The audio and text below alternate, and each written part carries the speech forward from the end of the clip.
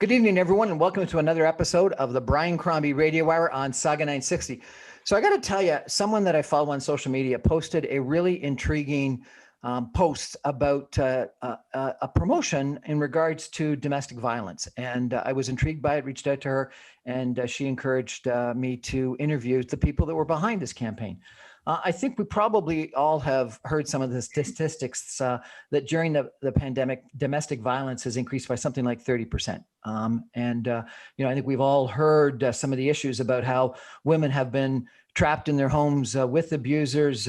Isolation makes it harder for them to reach out to social service agencies, et cetera. And frankly, I think I've just heard a whole bunch of stories about women that have taken on so much more of the roles of females from a generation ago in today's environment. So I think that the issues that females have had to deal with during COVID-19 have been extreme, and we need to address that. And this campaign, I think, is really quite interesting because what it did is it wanted to publicize some of the issues associated with women's violence, domestic violence against women during pandemic, and raise money for Interval House, a women's shelter. We're going to meet some of the people behind that campaign in just a minute. I want to introduce you to some of them, if I could.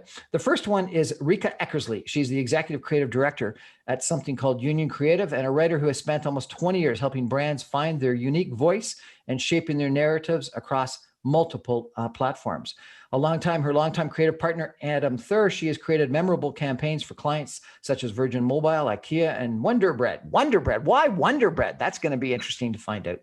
Her work has been recognized by the One Show Communication Arts and the Effies. She has most recently won a Gold Marketing Award and 2 silver Cannes Lions for her work on Interval House, Canada's first women's shelter.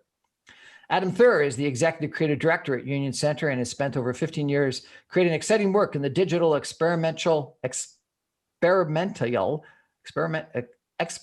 the word? Experiential. Thank you. Made up words. Broadcast and integrated spaces. During his time at agencies like Taxi, Leo Burnett, and Juniper Park, he has produced innovative and modern campaigns for clients such as IKEA, Best Buy, Holt Renfrew, Virgin Mobile, Audi, and Frito-Lay. His insight-driven ideas and attention to craft have helped him earn many Canadian and international awards, including multiple Effies and Cannes Lions. Catherine Marcolin is the president of Union Creative and has spent over 20 years working at agencies such as McCann, Taxi, and Juniper Park, as well as client side at Nike. She has a breadth of experience in several industries working on iconic brands such as Frito-Lay, Pepsi, Canadian Tire, and Pfizer, to name a few. Her work at agencies and as a client has earned several Canadian and international awards.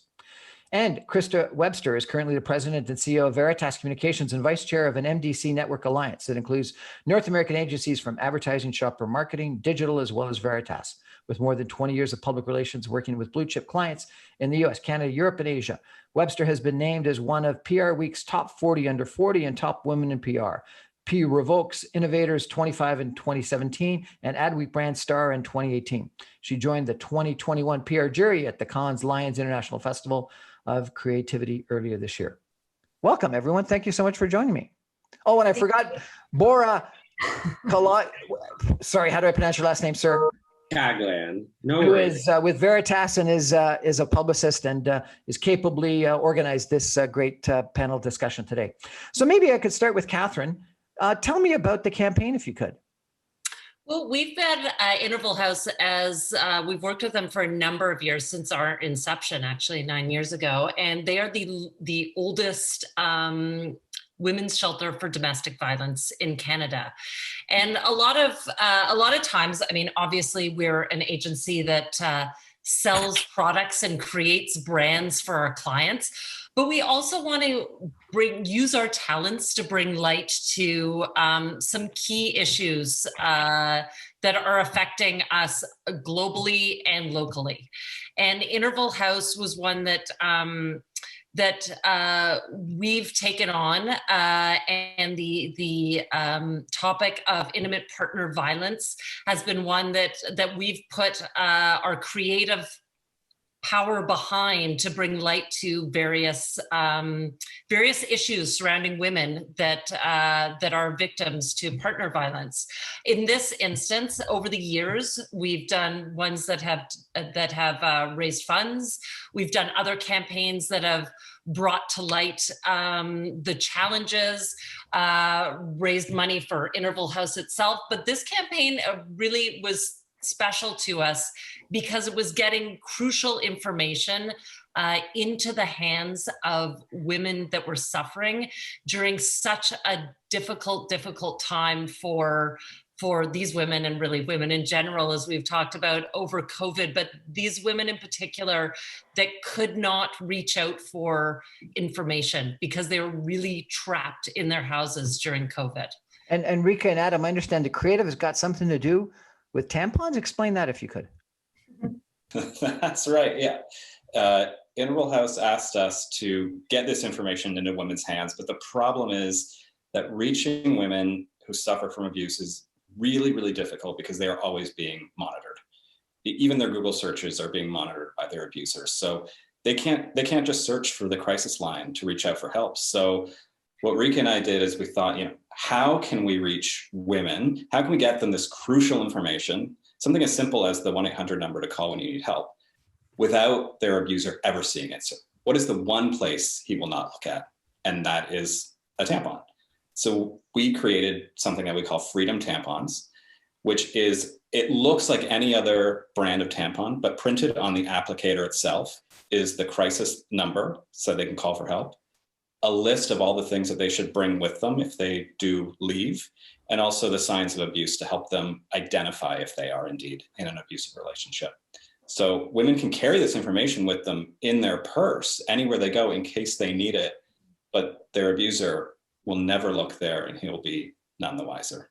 Rika, how did you come up with this idea? Fascinating. Yeah, I mean, Adam makes a great point that the fact is that women can't be found with this information on them. And I think that's where the spark for this really came from. There's this story that always breaks our heart where there's a woman, one of the counselors at Interval House was telling us about a woman who, was just like looking at a poster, and they're like, "Oh, why are you looking at this poster? What are you?" And she's like, I'm trying to memorize this number because she can't write it down. She can't take information with her. So it was kind of that mentality that birthed this idea, knowing that women absolutely cannot be found with this information by their abusers. How can we reach them in a place that a man will never look?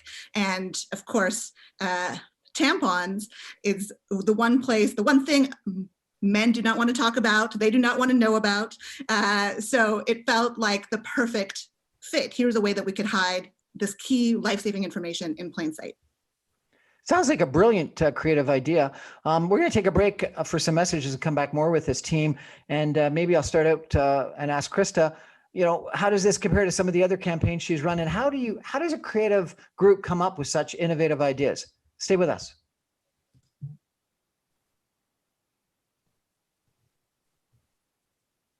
Welcome back to the Brian Crombie Radio Hour on Saga 960. I think how you get a message out through all the noise that is occurring in social media and advertising and everything else is also an interesting issue, as in addition to obviously the issue at hand that we're talking about, which is violence against women. And Krista, you're an expert at so many different campaigns. How does a creative team come up with such an interesting and a little provocative, frankly, using tampons idea? Like, how do you evaluate that? Well, that's like the secret sauce that no agency ever wants to tell you, Brian. But I would say that often it's part of it is insight. And I think in this case, it's passion for making sure that the message gets out to the right people. And, I think that the mechanism for how it comes to life really is that perfect storm of DNA and all the people in the room and outside of the room that actually have come up with that nugget that actually turns into what ended up being Freedom Tampon. I think it's hard to discern how do you come up with it. It's more the importance of why we need to come up with it. And I think having history with Interval House also helps. So being educated and being grounded in what their mission is. And also, to be fair to them, bravo to Interval House for giving Union the opportunity to have a blank slate and that canvas and that support, which, as Catherine maybe mentioned initially, sometimes brands are more trepidatious. In this case, it was like, go do your amazing thing and come up with that. And I think that freedom to come up with Freedom Tampons is often the catalyst that really finds that thing that really stands out, that you wish you came up with. I wish I came up with this idea. Frankly, as someone who worked on the P&G Always in Tampax brand forever, and including a program called Protecting Futures, it literally, to me, is just so mesmerizing and so brilliant, and something that I think a brand like P&G or Kimberly-Clark or even some of the others out there should be embracing, because I just think it's got resonance. It's doing what it needs to do to help engage women who matter. And as Rika said, doing it in plain sight is exactly the brilliance behind it. And in fact, the idea is not to PR it, because you want to make sure they're safe. And so I think that's also been part of the brilliance in this idea, is that there's been organic earned PR around it, but the purpose was to actually keep it hidden in plain sight. Catherine, what about you? You're the president of this organization, I understand. How do you manage creative talent? How do you inspire creative talent? How do you know when the creative talent have come up with a brilliant idea? Well, I think there are a few parts to it. As Krista mentioned, is really knowing the brand. And I think for Interval House, as much as we don't want to think of it as a brand, is the creative teams, and Rika and Adam and the teams that they work with have spent a lot of time at Interval House, understanding what the women are going through, chatting with them, understanding the challenges that they're up against. So I think that's part one, is making sure you truly understand the insight. I think part two is both setting a wide space for them to create, but firm guardrails. And sometimes you need to know where the box is to know they're pushing outside of it. And I think that's part of the creative process, and letting them experiment, but keeping it in an area that you know whether they're reaching the brief or not reaching the brief. And then it's just true partnership and trust in each other, both from a business acumen and from a creative acumen, because really we're an industry where art meets commerce. And that's the true DNA of what we are. And we need to respect both sides of that equation. Adam, tell me a little bit about the research that you did at Interval House.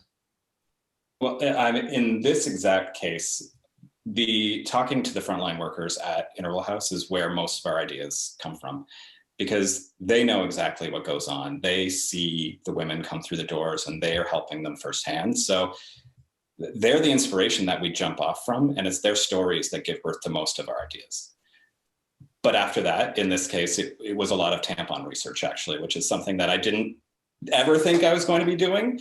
But I bought every brand of tampon that I could hold in my arms walking out of the drugstore, just to make sure that these looked like authentic tampons, that the brand looked like it could be any other brand, so that it didn't stand out, because being in plain sight is exactly the point of this idea. So it couldn't look like an advertisement. It just had to look like a regular tampon. Adam and I have been partners for a very long time. We've been partners for 15 years. And trust me, I'm always trying to get him to talk about things like tampons and personal things like that. And I never thought it was going to happen. But finally, with this campaign, we finally got to talk about it a lot. So how did the idea come up? Rika, like, how did the idea of using a tampon come up?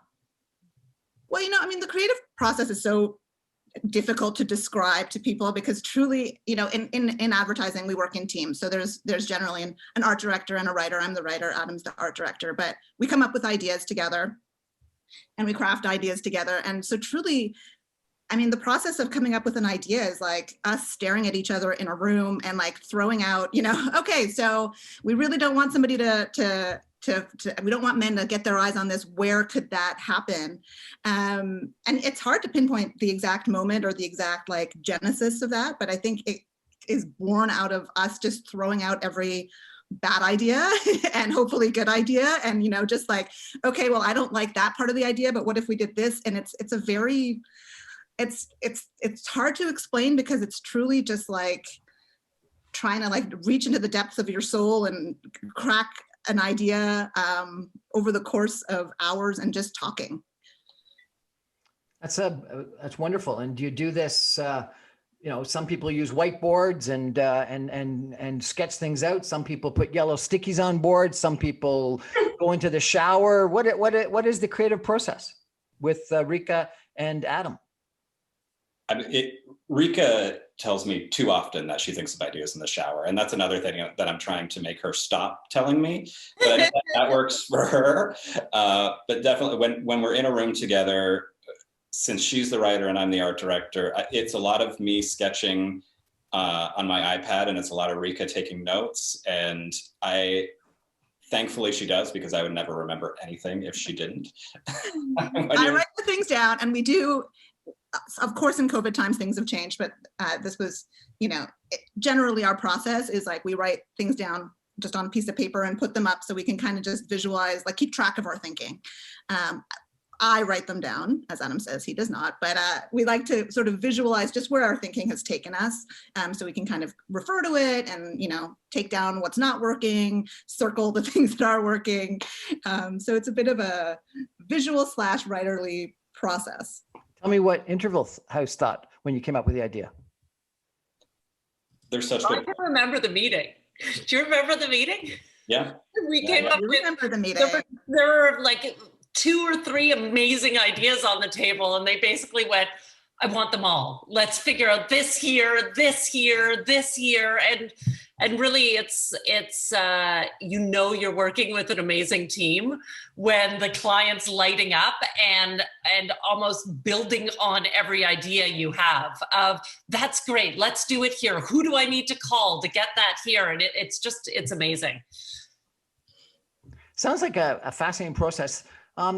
Maybe you could tell me a little bit more about the problem, though, because I think that you've identified a 30% increase in domestic violence. And I also sent, Boris sent me the statistic that there's something like an 800% increase in the number of people that have actually been seeking help after your campaign.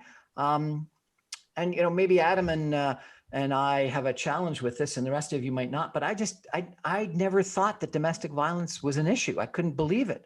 And I understand that I've actually interviewed some people, the amount of females that you know, have domestic violence experiences is astounding. It's shockingly high. And if that's going to increase by 30% during COVID-19, you know, a shockingly high number's only gone up. Can some of you give me a sense of how big a problem this is? Sure. I mean, I think when we think of domestic violence, a lot of, and over the years, we've had this discussion of, a lot of people think it doesn't happen in Canada. Secondly, I think we just get used to seeing bruises on people's faces and almost stereotyping it as a certain type of violence. But when you're looking at the topic of domestic violence and the women suffering from this, it can be emotional abuse. It can be financial abuse if they can't escape, so they feel just so trapped in the life that they have. And then there's physical abuse, and there's physical abuse that you can't see either. So I think a lot of us have preconceived notions of what it is, and that truly, once you scratch the surface, there's so many layers to it, and it was just magnified so much over COVID. Why? I mean, you said it earlier, actually, it's the isolation, because isolation is actually one of the first things that an abuser will do. And COVID just did the job for him.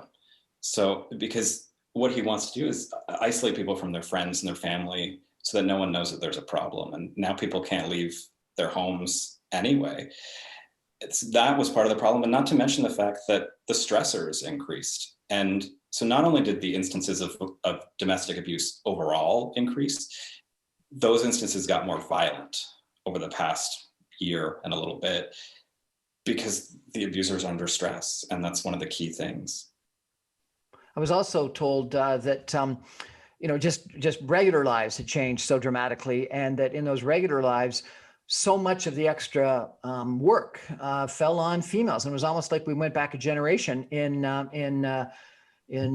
marital roles, in definition of sort of roles by the different sexes, and that too often the female took on a lot of the cleaning and cooking, but also a lot of the homeschooling and sort of the mental health issues, and so therefore you ended up, I think what you've described appropriately, Adam, is the stressors on the males potentially, but everyone was stressed, and the females were worked, and it led to a situation where supposedly divorces are up. People were actually predicting a baby boom because people got along so well, but the reverse has happened, that we've got a divorce boom. Yeah, I mean, there have been a lot of articles written about and discussions about the toll that COVID has taken on women, mothers, I think parents. I mean, I have kids at home. Rika's has children at home as well. She's a newborn at home.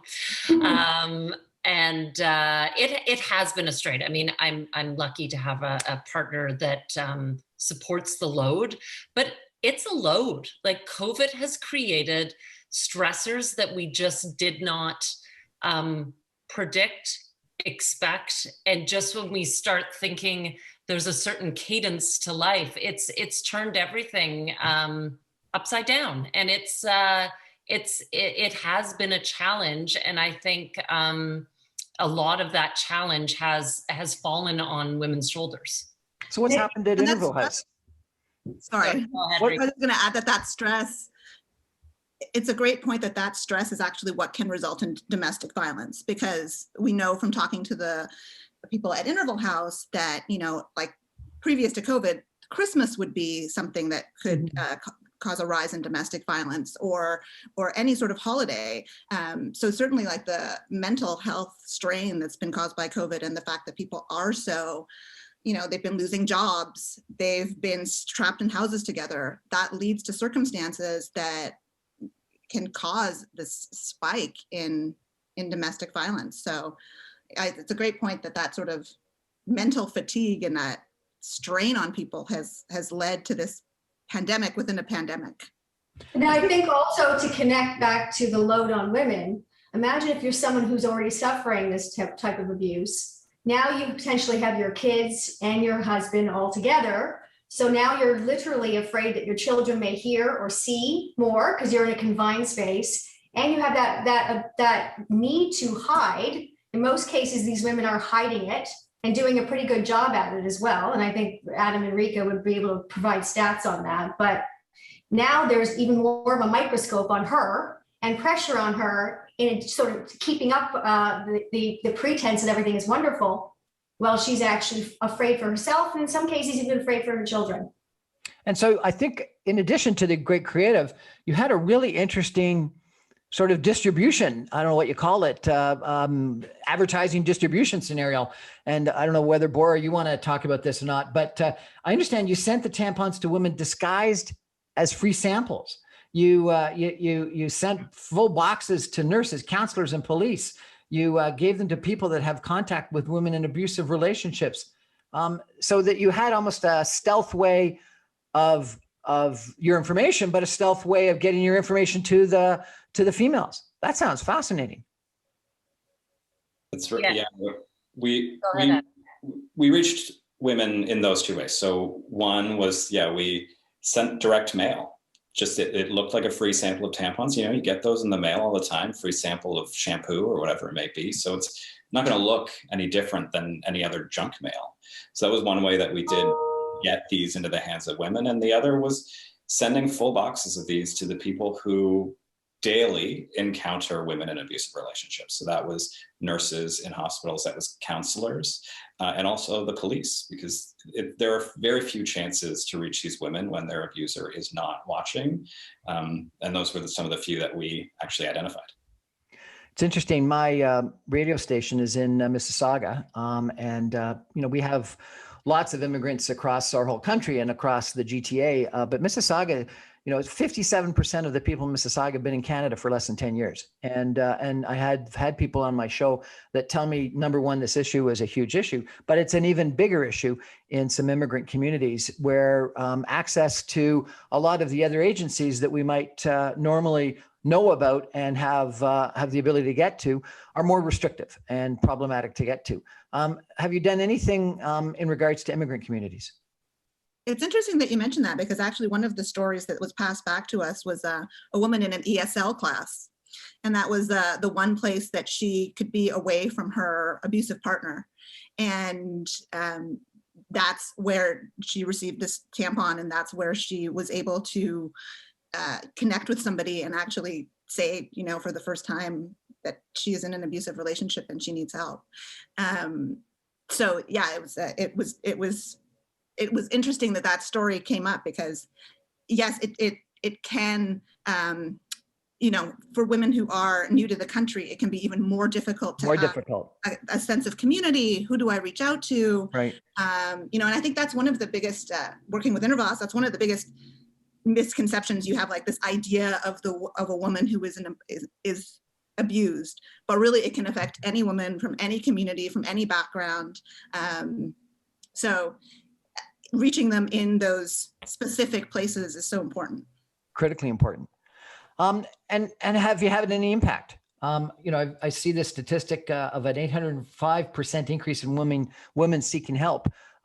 What's the sense that your campaigns had some positive impact? Do you have any?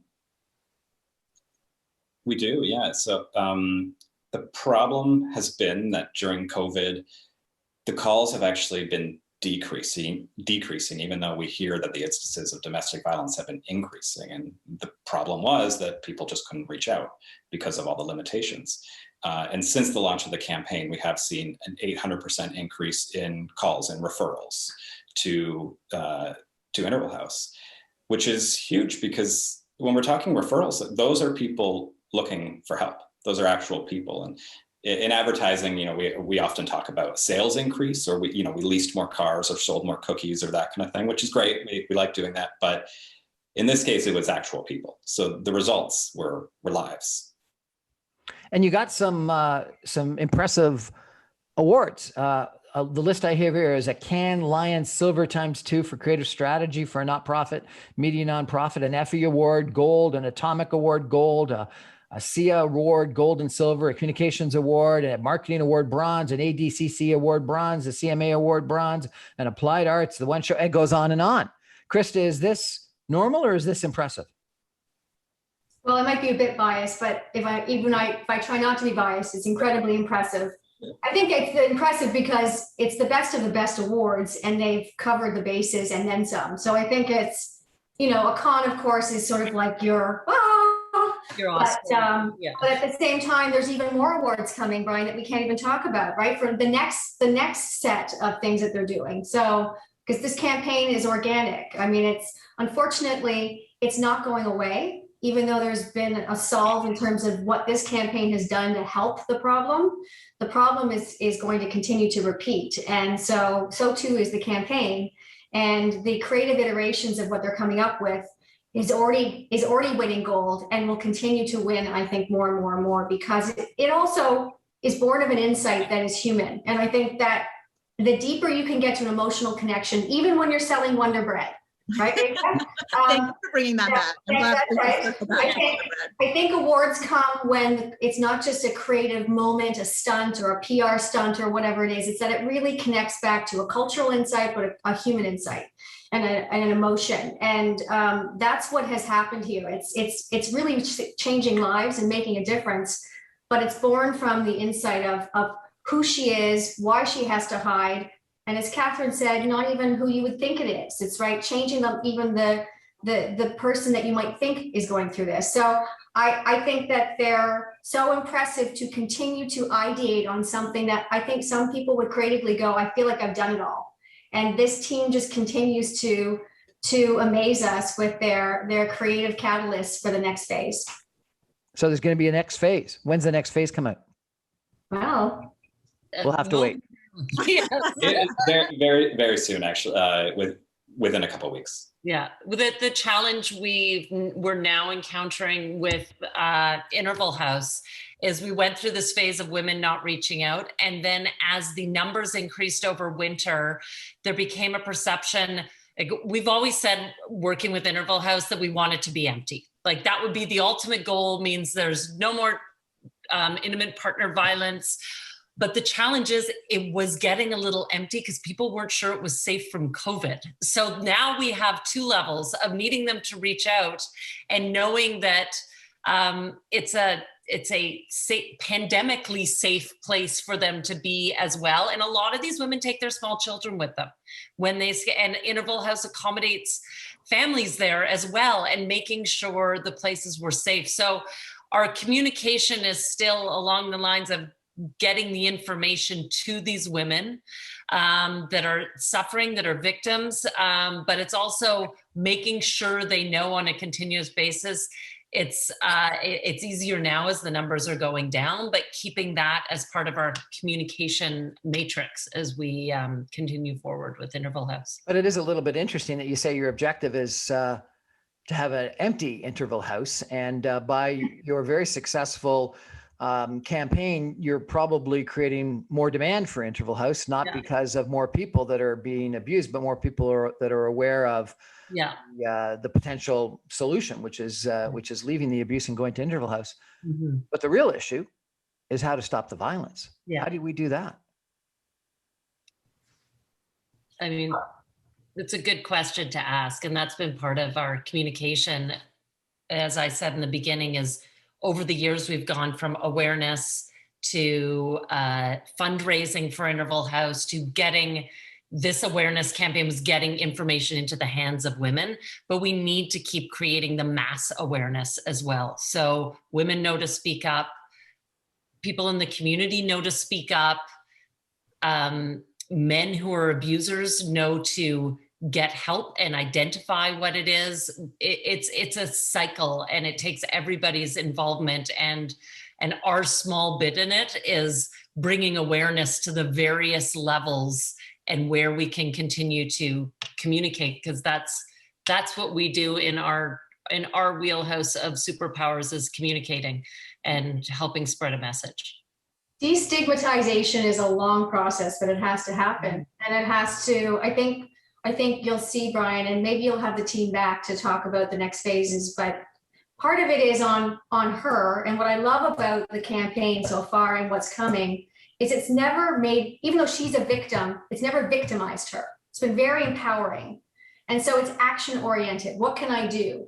I think that as more of these awards, for example, happen, more people hear about them. You can't underestimate the power of that, and I say that more as a PR influencer expert. It creates that cascade, but we need her friends, her family, other men. There's a lot of incredibly feminist men who are supportive in all places that actually are just sickened by all of this. So having that conversation happen up here, well, the team is still very much grounded and rooted in talking to her, really needs to happen, and is starting to happen as well. Well, it's you've got to talk to the men, don't you? You got to find a way to talk to the men and tell them, remind them, tell them, preach to them, whatever, that it's completely inappropriate.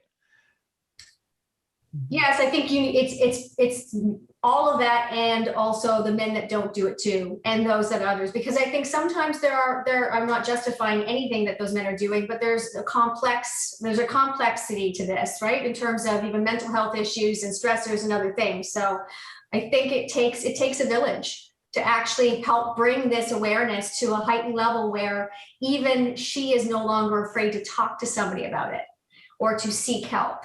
And then wouldn't it be wonderful if he starts to identify that he has a problem? That would be the holy grail to me. I don't know, Rika, Adam, if that's what you think, but. I mean, abuse, as Catherine said, abuse is a cycle, right? So a lot of these men who abuse women were the children of, their parents were in an abusive relationship as well. And you witness that, and that becomes your normal. And then it's really hard to break that cycle. That's what they talk about a lot at Interval House. So yeah, as Krista and Catherine said, I think it's really about talking about it. It's really about letting men know that it's okay to seek help and to try and break that cycle. And it's just about destigmatizing the conversation, because this happens to women because they are isolated. They feel alone. They feel embarrassed. And I think that we just have to, slowly chip away at that. And conversations like this and having people think about this for the first time, I think is a great first step. Rika, you seem so passionate about this issue. Why?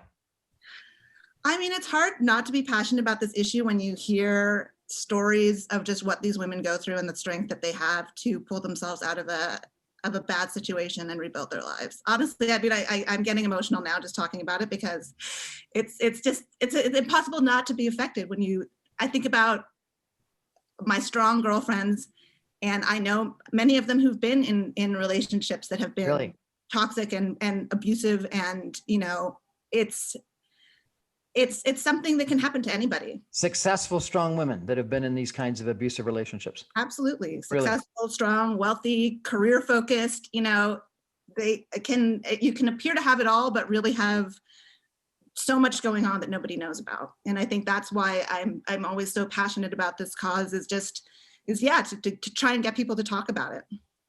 We're chatting tonight about an incredibly interesting campaign that was to educate people about what to do with abuse against women. And it was a kind of a stealth campaign because it was using tampons as a way of advertising or promoting the opportunity to call a crisis line, et cetera. It was done by a fascinating group of people at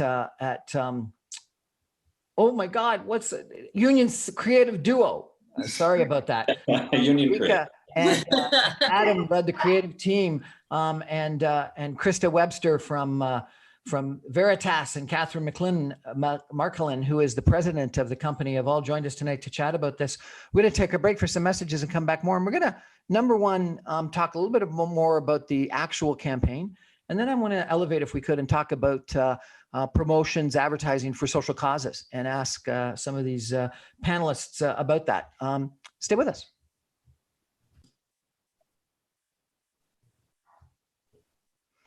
Welcome back to the Brian Crombie Radio Hour on Saga 960. We're chatting tonight with Krista Webster, who is with Veritas, a public relations communications company, Adam Thur, Rika Eckersley, who are the creative geniuses behind a campaign for women against women's violence that was using a very innovative stealth kind of method to get the message out. And their boss, Catherine Marcolin, who is the president of the company, about this campaign. And I'm going to ask Adam and Rika, maybe you could just tell me a little bit about the campaign, a little bit, if you could, and what it was all about. Yeah, so Interval House, the women's shelter that we work with, came to us and they asked us to help get this information, the life-saving information, into the hands of women, things like the crisis line to call for help, and things like a list of what to bring with you when you leave, because there are things that you will need afterwards. How can we get this information to women without their abuser knowing? So that is why we decided to put all of this crucial information directly onto a tampon, hidden in what looks like any other tampon wrapper, in the one place that a man just has no interest in looking. So we delivered these to women disguised as just cheap direct mail. As a free sample. A free sample that you just, you're not going to look twice at. But when you open it, you would see that it has all this hidden information in it, life-saving information, hidden there in plain sight. When you leave these items? So that's the list of things that you should take with you if you are leaving an abusive relationship. You need to remember to bring things like your passport, your license, your marriage certificate, all the documents and birth certificates for your children, and cash, that kind of thing. You need to bring that when you leave so that you're set up for success. You made this package resealable? It's resealable so that a woman can take a tampon out, look at the information, call the crisis line if she needs to, and then put it right back in the package, seal it up as if nothing ever happened. Unbelievable. And then a whole list of things to educate people about what abuse is, I understand? Yeah, the standard signs of abuse that you don't always recognize. It's obvious when you're being physically hit. But there are other things like financial abuse, emotional abuse, that you don't always recognize as being abuse, but it is. And we wanted to make sure that people understood that that is just as big a cause to leave as being hit. I'm going to try to play the campaign if I could. During the pandemic, domestic violence has risen by 30%. The United Nations has called it a shadow pandemic. For every woman that is killed, there are thousands more at home living in fear. COVID-19 has made it more difficult for women to leave. Phone calls have actually decreased because victims are trapped with their abusers. Their abusers are watching everything they do. How could a women's shelter get life-saving information to victims without their abusers knowing? We put it in the one place a man would never look: a tampon.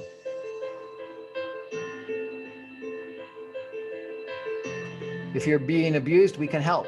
We have the information of a crisis line, escape essentials, signs of abuse, all in a box of tampons. Introducing discreet protection for women. We sent these tampons directly to women disguised as samples in the mailbox, in a sample kit. All the information a woman needs to leave a relationship that's abusive, and sent full boxes to those who have daily contact with abused women. I'm exposed to women in abusive relationships, I would say every day. These tampons are a lifeline for abused women. 805% increase in women seeking help. No impressions, no PR, no abuser will ever know. Interval House, a women's shelter. That's very impressive. Thank you very much for number one, coming up with the idea, number two, creating this campaign, and number three, educating us all about it. Social cause promotion, advertising, is that something that advertising agencies like yours typically get involved in, Catherine? Yeah, we, I think both it warms the cockles, but also it's a great way to use, as I said, our superpower of creating persuasive messaging to help good causes. And I think a lot of times, as we are finding, we're an agency of storytelling and we're an agency of persuasion. And as we find digital media coming with a lot of quick hits and multiple hits, sometimes what we do with the social causes, it's a lot more storytelling involved and a lot more understanding of the insight of the consumer and diving into that. And we marry it with our other clients that we're selling products for, and it allows the creative brains to balance and get inspiration from everywhere. And that's why we like to take it on, because it's all about persuasion, bringing light to an issue, bringing light to a product, and creating an action or an emotion. Krista, I interviewed last week the president of the Canadian Out-of-Home Advertising Organization, and she was telling me that with the diminishment of the impact of broadcast media, the growth of social media, et cetera, that media is so fragmented today that it's almost impossible to get a message out, and that you've got to be a lot more creative, like 10 times more creative than you were in the past to actually have an impact. Is that true? Absolutely. I mean, I think the idea that there used to be something we said, fewer, bigger, better. Now it's actually that and be everywhere. So I think that, again, if it's born on a human insight, if it's born out of a cultural moment that is not just a trend, then it stands out. The catalyst here is that this team was able to take something that is so complex and so emotionally complex, and as we even talked today, there's many layers to this onion, and create it in such a way that not only will it help her, but the rest of the world can get their head around it, for those that actually see it and know it, and appreciate the brilliance of it, because it's the simplicity and how it was brought to life, right? But it was done in a way that actually looked at all the layers and how important they were in terms of even from a privacy standpoint. So I think that, again, activism in general is sort of a word that is being overused perhaps right now too, in terms of this is an activism, I think that the goal now is that if you have a cause that you believe in, and everyone is wearing that in a way that I think even pre-COVID people weren't, that my hope is activism that really helps move mountains in terms of the things, the injustices that are happening to people, that campaigns like this and more will happen like this to actually move mountains again and help victims in every form of it. We've seen it through many other things, even outside of Freedom Tampons in the last year. Is activism important to you? Absolutely. I think it's not something that's, clients have been intentional. Activism and cause marketing, however you want to talk about it, has always been there.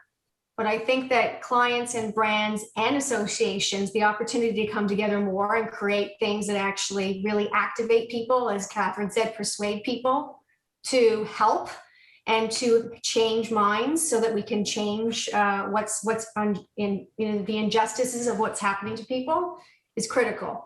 And I would say that anyone that works in our business, it's not for the glamour. The cons are wonderful, but it's a hard business. It's hard work.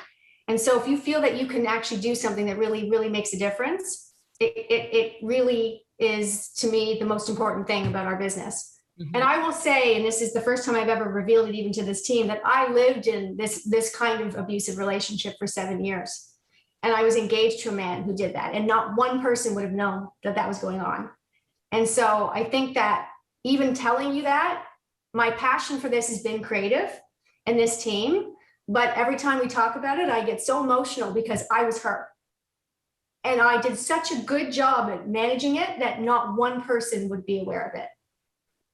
So if that means that someone else doesn't have to go through it and learns from my mistakes of thinking I could manage it all and finally decided to leave it, then bless them all for what they've done.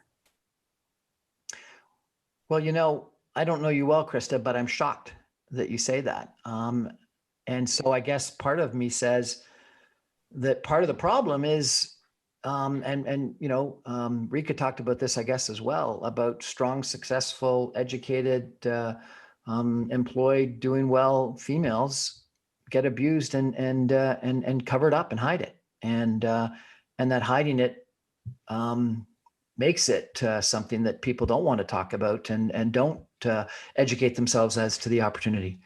Why did you put up with it for so long? Well, I think in some respects, I thought I could fix it. That's what I do. In our world, we fix things, especially PR people. So I thought, I can manage this. I can manage him. He wasn't always like that. So you make excuses and it starts to be progressive. And so it changes and evolves. It's not the same thing happening to you at the same time. And so if someone like me, who is a fixer and is the first to advocate for men and women on not putting up with those things and was living that behind the scenes, I felt like I had a responsibility to somehow maneuver this in a way that maybe others wouldn't have to go through. So it sounds strange, but I eventually realized that this was not right for me. And I removed myself, but it took a long time, and it's complex because you care for the person that you're with that's doing this to you, which is also very difficult to rationalize. And so it is something where if me telling you this is shocking, but also eye-opening, then I think that it's something I've lived with in secrecy for quite some time. But I think it's also important for people to see that you can be strong and empowered and be an advocate and still end up in something that you don't know how you got in. And it's a hard time and have a hard time getting out of. Actually, I'm going to change my comment because it is shocking that you went through this. But actually, as I'm listening to you, I'm saying, you're so articulate and together and successful. I can't imagine how difficult it would be to leave if you weren't any of those things. If you were inarticulate, if you weren't educated, if you weren't successful, if you were completely dependent on your spouse or your abuser's income. And so therefore it's got to be, like if it was difficult for you and you stayed there too long, it's got to be unbelievably difficult for someone that is a stay-at-home mom that doesn't have an income, that doesn't have family support because she's immigrated to the country, that doesn't have a backup, doesn't have a friend or a family or a mother to go live with. And that, I guess, is where Interval House comes in. And there's a statistic that we talk about a lot, which is that it takes a woman an average of 6 times to leave her abuser. I beg your pardon, what was that? It takes a woman an average of 6 times to leave her abuser for good. It takes a woman an average of 6 times to leave her abuser. Explain that and why. And it's exactly what Krista just talked about. You know, it's the fact that that relationship is still one of love. You fell in love with that person. You shared experiences with that person. Sometimes that person is the father of your child or your children. And so there's so many things tying you to that relationship that it, of course, occurs to you to go back to that, to go back to what you know, what you love, your whole life that you had, to leave and live in a shelter and to start all over again with nothing is extraordinarily difficult. And I think regardless of your life circumstances, that, you know, that's why women go back, because they love that person. Even though they are being hurt by that person, they still share so much with them. And so it does take a lot of support and a lot of and there's also the forgiveness and the hope of what's next. And I think the other point that when you look at women, and we keep talking about successful women, even successful women are in this situation. It's women these days are programmed, a lot of women in successful careers, to not show weakness. And I think there's a part of them that feels weak by not being able to fix this as well. And I think that's also part of the programming. And it's their fault, and there's something they should do. And it's just a challenge. There's so many layers to it, and not everybody's experience is the same. Everybody's is different. Everybody comes from a different walk of life, or just a different type of relationship. But it's important to talk about. It certainly is. And we're having a very impactful conversation tonight about violence against women, and a creative campaign to educate women about what they can do to leave those relationships. We're going to take a break for some messages, and we're going to come back with a couple of final concluding comments in just a minute. Stay with us.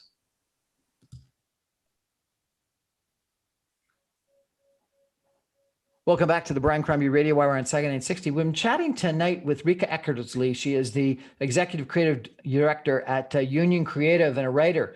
And she, along with Adam Thur, who's another Executive Creative Director at Union Creative, have come up with a fascinating campaign for violence against women, to educate people for opportunities to leave those types of relationships via information printed on tampons and supplied in almost a stealth mode to people. And Catherine Marcolin, Marcolin, is that correct? Marcolin? Yeah, Marcolin. You got it right the first time. Yeah. I apologize. Who's president of Union Creative, and she spent over 20 years working at different agencies. And we've talked a little bit about violence against women. We've talked a lot about the creative campaign, and we've talked a little bit about how difficult it is to leave campaigns. I just wondered if each one of you wanted to make a final comment, a message to our viewers about either the campaign or about violence against women. I'll start. I think for me, learning in our experience working with Interval House is just empathy and communication. I think that's key. We've talked a lot about how this happens with all walks of life, successful women, women in difficult situations, different ethnicities. And I think the key is we need to keep talking about it, and we need to keep finding vehicles to communicate. And it's important, and just have the empathy you never know what's happening behind closed doors. Adam? Yeah, I mean, Interval House has helped so many women over the years, but it's just important to recognize that for every one of those women who they have helped, there are so many more who haven't been able to get help, who can't reach out. And that's what we have tried to help with this campaign.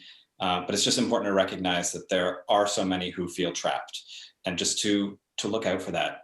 Be there for anyone, be ready to bring them in, to help them any way that you can, and just listen to them, because the stigmatization is really real. Rika, final comment to you. Yeah, to build on that, I would say just that the one thing I would say is to not to not look away and not turn away when you suspect or you know that somebody in your life is going through something like this, because I think we always worry that we don't know what to do or say to help, but really just being there for that person is the best thing that you can do, you know, and that truly it does happen to everyone, and it's not. I think the number one reason that, you know, women don't seek help is that they feel embarrassed and they don't know how to take that step towards getting help. So I think we just all need to keep having these conversations so that it doesn't become something that women are embarrassed to talk about. And Bora or somebody, if people want to donate to this campaign or check it out, is there a website that they can go to? I believe it would be Interval House. Intervalhouse.ca. Yeah. Fantastic. Thanks so much. You know, I've interviewed a couple different people about the impact of COVID-19 on violence against women, about the role that women have played in the house and how that's changed during COVID-19, about alcoholism, about mental health. And I think that, you know, it's one of those things that we focused almost completely, number one, on public health and number two, on the economy. And there's a whole bunch of other issues that have come up because of COVID-19, a lot that have been around before, but that have become accentuated during the last year and a half that we haven't paid enough attention to in the media, in conversations. I think alcoholism is one. I think drug addiction is another. I think mental health is another. But clearly, violence against women is another. And I congratulate all of you for the campaign. It's very innovative. It's interesting. It's provocative. It's stealth, and it undoubtedly got the message through. So congratulations, and let's tackle the next one, which is how to persuade men to smarten up and not do these terrible things if they're prone to do so. Thank you all very much. Thank you. Brian.